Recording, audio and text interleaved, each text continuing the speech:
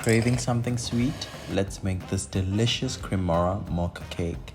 For the glaze, add some Nestle Cremora into a mixing bowl and then some water.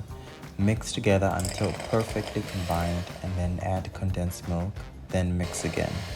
Then the lemon juice and mix one more time. Cover the bowl with cling wrap and refrigerate until needed.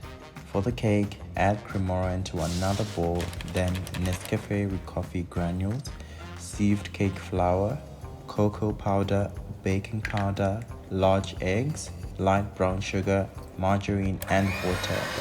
Mix together and transfer the mixture into a square baking dish and bake.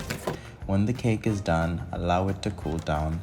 Then once it has cooled down, add the Cremora glaze and even it out with a spatula. Top the cake with grated dark chocolate and then it's ready to serve.